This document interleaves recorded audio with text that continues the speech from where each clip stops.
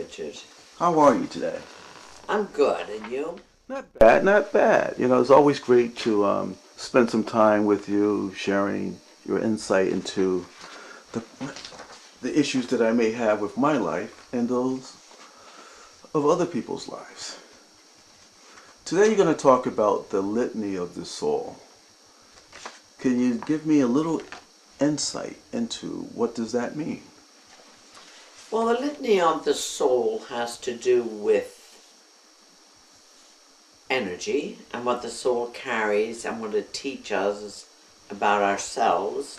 So it's about acceptance, abundance, compassion, gratitude, humility, energy, personal power, and dominion. All of these are very important in terms of how we view ourselves and how we view others. So it's really, really important if we can go by the litany of the soul, learn about it and practice it on a daily basis. That'll bring a little bit more quietness, peace, and acceptance to our lives. You start with acceptance. Can you tell me what does that mean? Acceptance has to do with accepting ourselves first. If we don't accept who we are, where we come from, our experiences, what we have experienced, whether it's good, bad, or indifferent, we grow a real fear of rejection. And if we have lack of acceptance, then we have a fear of rejection, and therefore we go about rejecting everyone that doesn't fit into our idea of who we are. So it ends up being a threat more than anything else. If we can accept ourselves totally, we have no problem accepting anybody else because we recognize the fact that we're all on a journey and each journey is different. How does that help our relationships with others?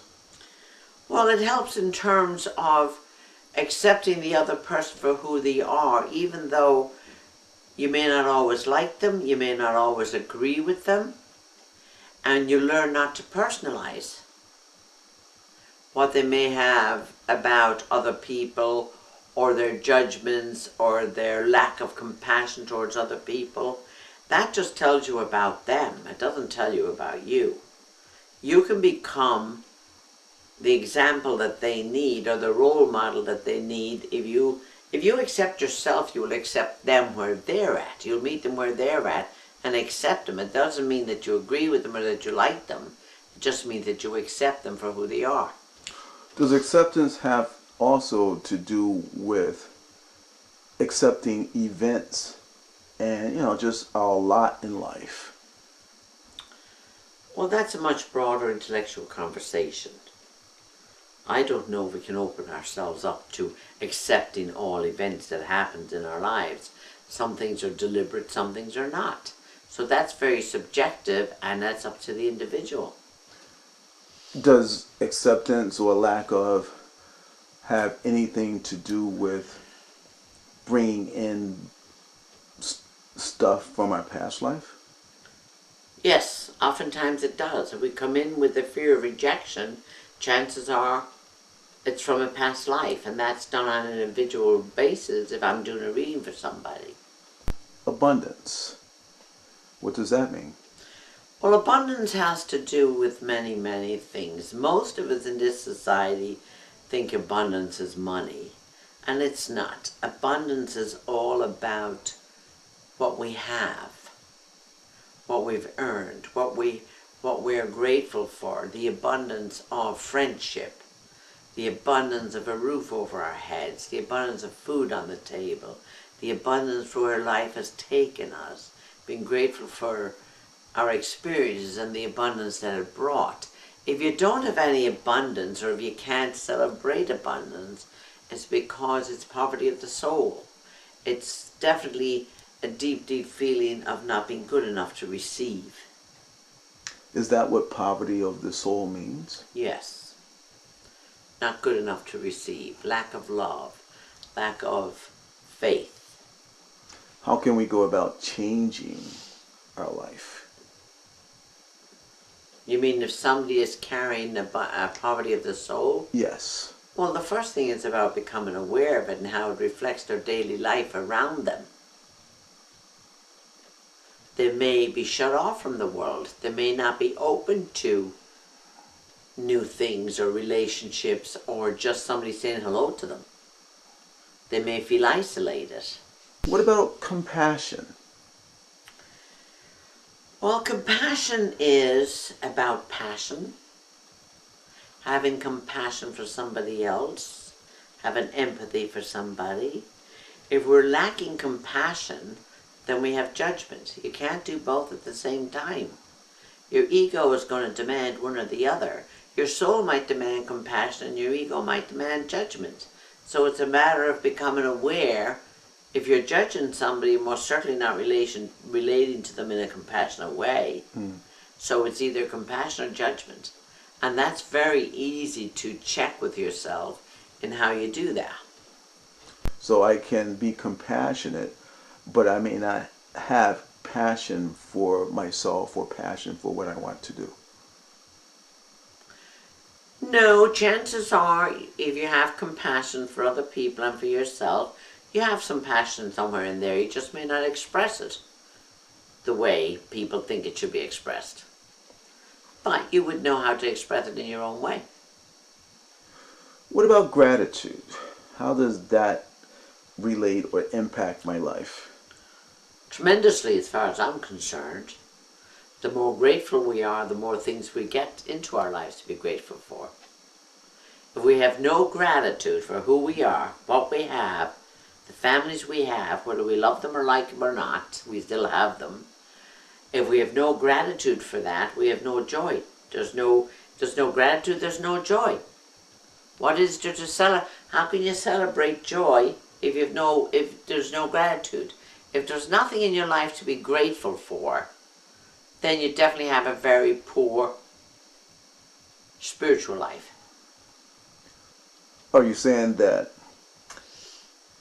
if I don't feel grateful, or if my life is without joy, then that goes hand in hand? Oftentimes you do, yes. Oftentimes it's just a lack of awareness. And you walk around feeling, why am I not happier? Why am I not smiling more? Why don't I feel better about myself? And it's like, well, walk around and look at Mother Nature. Look at everything around. Look at the baby smiling. Look at whatever brings you joy and be grateful for that. Could be a sunset. So the little things. Always the little things, because with the little things that up to the big things. How can you be grateful for something big if you don't even know how to be grateful for something little? What about humility and being humble? How are those two linked together? Well, being humble, we are taught from a religious point of view that being humble is saintly and we're holier than thou, which has nothing at all to do with humility. Humility means that you're secure in yourself, believe in yourself, are grateful for what you have, and know that you don't have to do the dance of the ego in order to get acknowledged or recognized. If we have no humility, we're going to be humiliated, because then what happens is arrogance takes over. And we're so arrogant about everything, and let's say we came to learn humility, but we choose arrogance over humility, that makes us better than everybody else, or worse than everybody else. They're both arrogance. Arrogance to me is the original sin. We're going to be humiliated. Are you saying that you come into the world lacking one or the other? You can come into the world wanting to learn humility.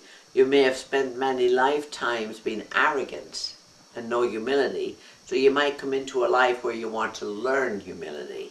And so that means if you come into a life wanting to learn humility, you're going to struggle with being humble?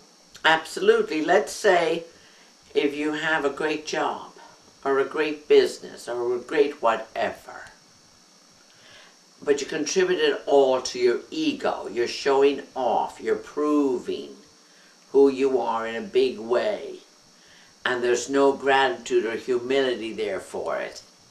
You might lose the business or you might lose the job because your arrogance gets in the way of the success of it. And you may get fired. And that's humiliating. Rather than being grateful along the road to the people who helped to get you there, or for the opportunities that you were given, or the fact that somebody believed in you, but your arrogance thinks you're above all of that. Then you're going to be humiliated if you don't have the humility to say thank you.